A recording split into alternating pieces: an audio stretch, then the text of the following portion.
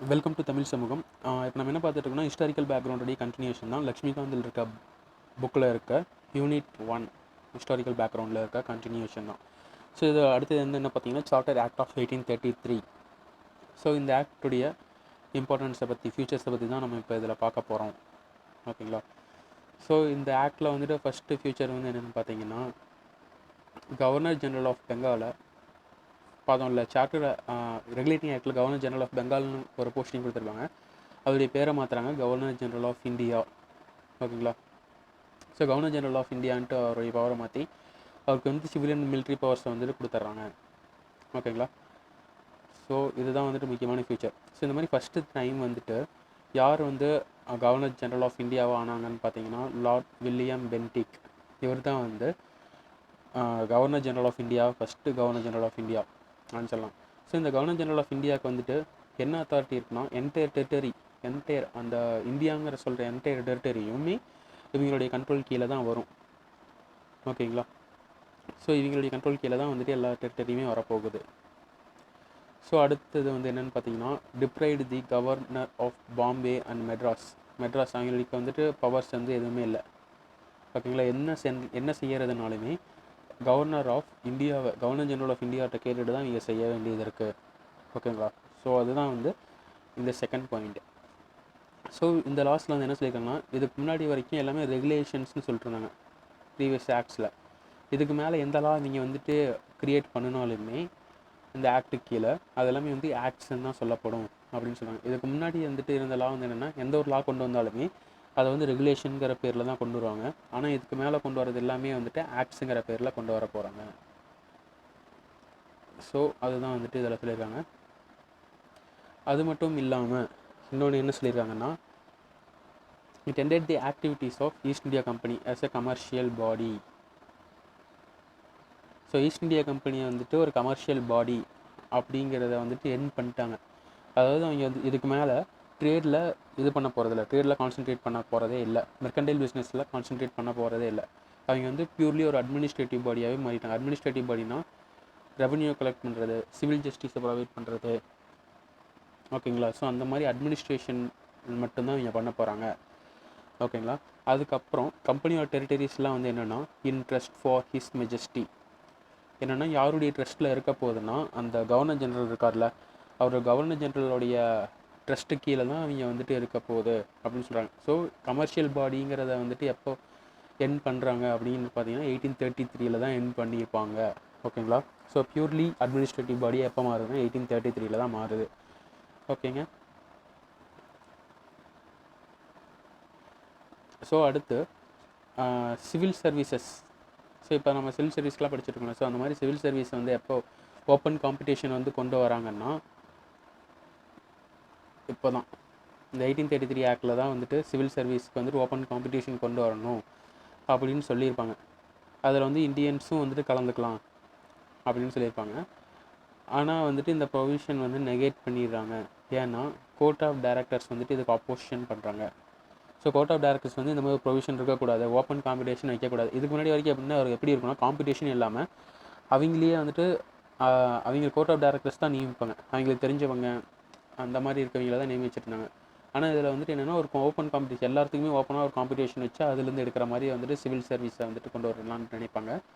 ஆனால் அதுக்கு வந்து கோர்ட் ஆஃப் டைரக்டர்ஸ் வந்துட்டு அப்போஸ் பண்ணுவாங்க. அது மட்டும் இல்லாமல் இந்தியன்ஸ்க்கும் வந்துட்டு இதில் வந்து அந்த ஓப்பன் காம்படிஷனில் இந்தியன்ஸும் வருவாங்க அப்படின்ட்டு சொல்கிறாங்க. ஆனால் இதை வந்துட்டு கோர்ட் ஆஃப் டைரக்டர்ஸ் அனுமதிக்கலை அப்படின்னு தான் சொல்லுவேன். ஓகேங்களா. ஸோ இந்த ஆக்டோடைய ஃபியூச்சர்ஸ் வந்து இதுதான். ஸோ ஒரு ரிவிஷன் மாதிரி பார்த்துடலாம். இதில் வந்துட்டு ஃபஸ்ட் பாயிண்ட் வந்து கவர்னர் ஜெனரல் ஆஃப் பெங்கால் வந்து கவர்னர் ஜெனரல் ஆஃப் இந்தியான்னு மாற்றுறாங்க. ஸோ அப்படி மாற்றினது ஃபஸ்ட்டு யாருன்னா William Bentinck, Lord William Bentinck தான் இருந்தார். ஓகேங்களா. ஸோ டிப்ரைவ் பண்ணுறாங்க யாருன்னா பெங்கால் அண்ட் பாம்பே அண்ட் மெட்ராஸ் கவர்னர்ஸை வந்து டிப்ரைவ் பண்ணுறாங்க அவங்களுடைய பவர்ஸை. அதுக்கப்புறம் இதுக்கு முன்னாடி லாஸ் வந்து எல்லாத்தையுமே ரெகுலேஷன் சொன்னாங்க. ஆனால் இதுக்கப்புறம் வர லாஸ் எல்லாத்தையும் ஆக்ஷன் சொல்ல போகிறாங்க. அடுத்து இது வந்துட்டு பியூர்லி கமர்ஷியல் பாடியாக வந்துட்டு மாறுது. இது ரொம்ப முக்கியமான பாயிண்ட்டு. பியூர்லி கமர்ஷியல் பாடியாக பியூர்லி அட்மினிஸ்ட்ரேட்டிவ் பாடியாக மாறுது. அது வந்து ரொம்ப முக்கியம் பாயிண்ட். எப்போனா 1833 ஆக்டில் தான் அதை பற்றி சொல்கிறாங்க. ஓகேங்களா. அடுத்து ஓப்பன் காம்படிஷன், சிவில் சர்வெண்ட்ஸ்க்கு வந்து ஓப்பன் காம்படிஷன் கொண்டு வரலாங்கிறாங்க. அந்த ஓப்பன் காம்படிஷனில் இந்தியன்ஸும் ஓப்பன் காம்படிஷனில் இந்தியன்ஸும் கலந்துக்கலாம் அப்படின்னு சொல்கிறாங்க. ஆனால் வந்துட்டு அதை கோர்ட் ஆஃப் டைரக்டர்ஸ் ஒத்துக்கலை. இதுதான் 1833 ஆக்டோடைய ஃபியூச்சர்ஸ். ஸோ அடுத்தது 1853 ஆக்ட். ஸோ இந்த சார்ட்டர் ஆக்ட்ஸ் வந்துட்டு பாஸ் பண்ணுறாங்க 1793 வருது. ஸோ 1793 வர ஆக்ட்ஸில் 1853 இதுதான் லாஸ்ட்டு சார்ட்டர் ஆக்ட் 1853 வந்தது. ஓகேங்களா. ஸோ இதில் வந்து ஃபஸ்ட்டு பாயிண்ட் பாருங்கள். First time the legislative and executive functions of governor general council.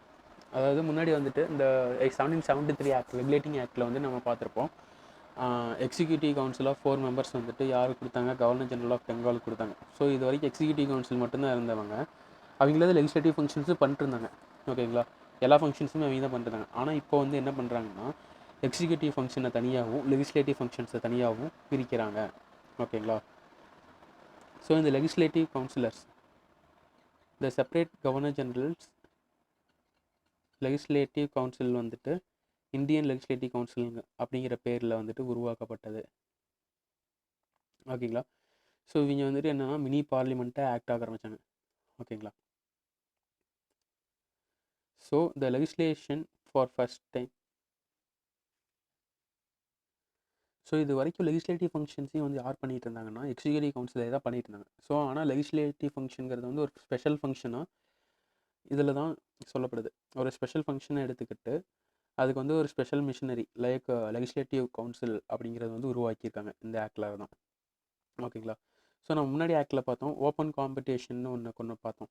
இந்த ஓப்பன் காம்படிஷன் வந்து கோர்ட் ஆஃப் டைரக்டர்ஸ் வந்து தடுத்துட்டாங்க அப்படின்ட்டு பார்த்தோம். ஸோ ஆனால் இந்த இந்த ஆக்டில் வந்துட்டு என்னென்னா ஓப்பன் காம்படிஷன் வந்துட்டு இன்ட்ரடியூஸ் பண்ணிட்டாங்க. இதில் வந்து இந்தியன்ஸும் கலந்துக்கலாம் அப்படின்ட்டு சொல்லிட்டாங்க. ஸோ இதுக்காக வந்துட்டு ஒரு கமிட்டி போட்டாங்க, committee on Indian civil service. அந்த இந்தியன் சிவில் சர்வீஸை வந்துட்டு நம்ம எப்படி பண்ணலாம், எந்த மாதிரி ஒரு நடைமுறைப்படுத்தலாம் அப்படின்ட்டு ஆராயிறதுக்காக போட்ட கமிட்டி தான் இந்த மெக்காலே கமிட்டி. இதை வந்துட்டு எப்போன்னா 1854 இந்த மெக்காலே கமிட்டியை வந்துட்டு அப்பாயிண்ட் பண்ணுறாங்க. ஸோ மெக்காலே கமிட்டி 1854 அப்பாயின்மெண்ட் பண்ணுறாங்க. அது மட்டும் இல்லாமல் கம்பெனியோட ரூலை வந்துட்டு எக்ஸ்டெண்ட் பண்ணுறாங்க. ஸோ இது வரைக்கும் நம்ம பார்த்தோம் 1773 பிரிட்டிஷ் கவர்மெண்ட்காக கம்பெனி வந்து ரூல் பண்ணிகிட்டு இருக்காங்க. ஸோ ஆனால் அது வந்து பிரிட்டிஷ் பொசிஷன் தான் சொன்னாங்க. ஓகேங்களா.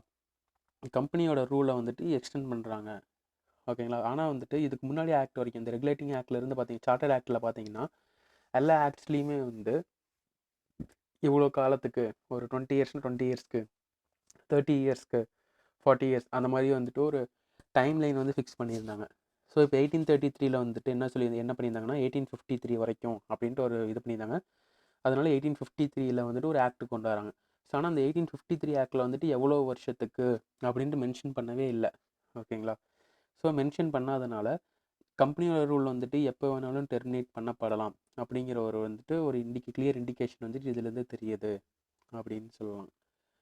அடுத்து ஃபஸ்ட் டைம் என்ன கொண்டு வந்தாங்கன்னு பார்த்தோம், இந்தியன் சென்ட்ரல் லெஜிஸ்லேட்டிவ் கவுன்சில் கொண்டு வந்திருக்காங்க. ஸோ இந்த சென்ட்ரல் லெஜிஸ்லேட்டிவ் கவுன்சிலில் என்னென்னா புதுசாக இன்னொன்று இன்ட்ரடியூஸ் பண்ணியிருக்காங்க. என்னென்னா லோக்கல் ரெப்ரசன்டேஷன் அப்படின்ட்டு ஒன்று இன்ட்ரடியூஸ் பண்ணியிருக்காங்க. என்னென்னா இப்போது மெட்ராஸ், பாம்பே, பெங்கால் அண்ட் ஆக்ரா ப்ராவின்சஸ்லாம் இருக்குல்ல.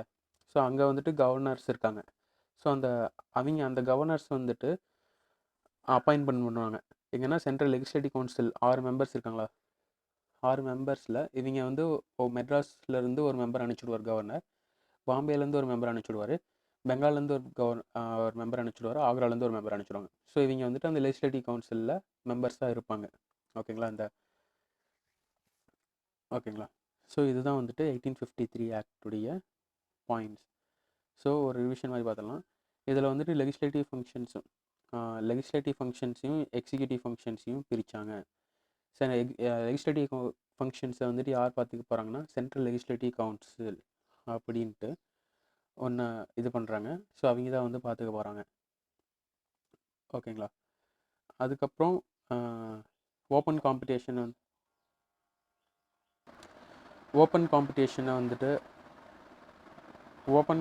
வந்துட்டு அலோவ் பண்ணுறாங்க. இதுக்காக போடப்பட்ட கமிட்டி தான் மெக்காலே கமிட்டி 1854. ஓகேங்களா. அடுத்தது கம்பெனி ரூலில் எக்ஸ்டெண்ட் பண்ணுறாங்க, எந்த ஒரு டைம் லிமிட்டும் சொல்லாமல். ஓகேங்களா. ஸோ இதுலேருந்து என்ன ஒரு கிளியர் இண்டிகேஷன் இருக்குன்னா கம்பெனி ரூல் வந்துட்டு எப்போ வேணாலும் டெர்மினேட் பண்ணப்படலாம் அப்படிங்கிற ஒரு கிளியர் இண்டிகேஷன் இருக்குது. அடுத்து சென்ட்ரல் லெஜிஸ்லேட்டிவ் கவுன்சில் அப்படின்னு ஃபார்ம் பண்ணாங்க. அதில் 6 மெம்பர் இருக்காங்க. அந்த 6 மெம்பரில் 4 மெம்பர் வந்துட்டு யார் அனுப்பிச்சி விடுவாங்கன்னா, இந்த 4 கவர்னர் ப்ராவின்ஸ் இருக்கலாங்க, 4 கவர்னர்ஸ் தான் அனுப்பிச்சி விடுவாங்க இந்த மெம்பர்ஸ். ஸோ இவங்க தான் வந்து லெஜிஸ்லேட்டிவ் கவுன்சிலில் மெம்பர்ஸ் இருப்பாங்க. ஸோ இதை வந்துட்டு என்ன சொல்கிறாங்க, லோக்கல் ரெப்ரசன்டேஷன்னு சொல்கிறாங்க.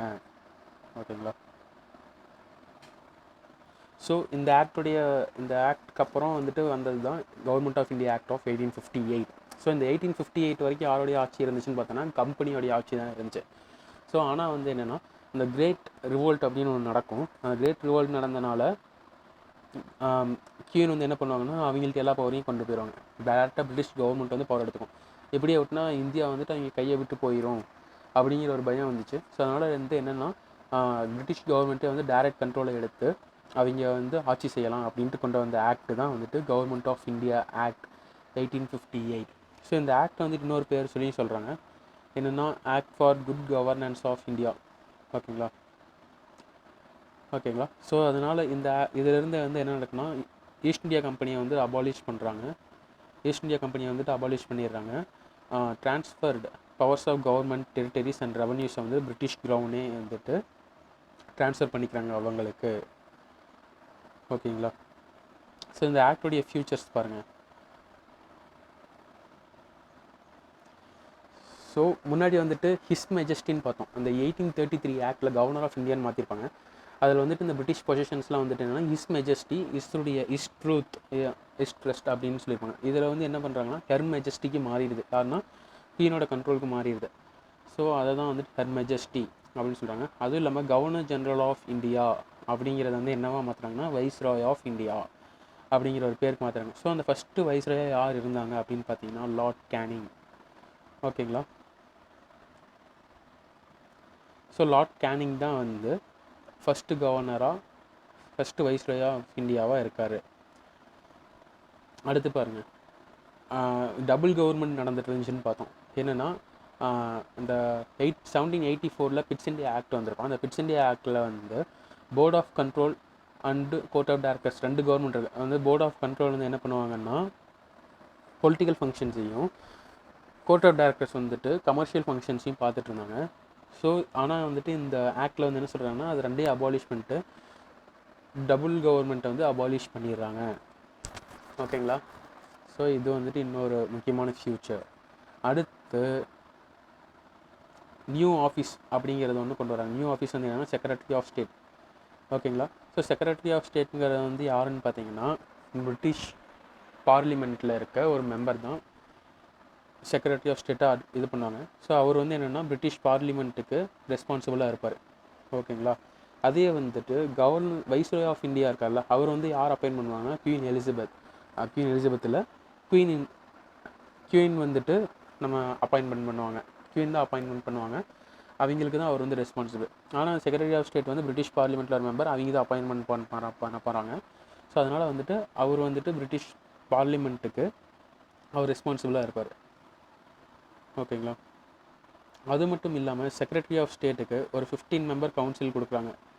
ஸோ அந்த 15 மெம்பர் கவுன்சிலுக்கு வந்துட்டு யார் ஹெட்டாக இருக்க போகிறாங்கன்னா, சேர்மேனாக இந்த செக்ரட்டரி ஆஃப் ஸ்டேட் தான் வந்துட்டு அதுக்கு வந்து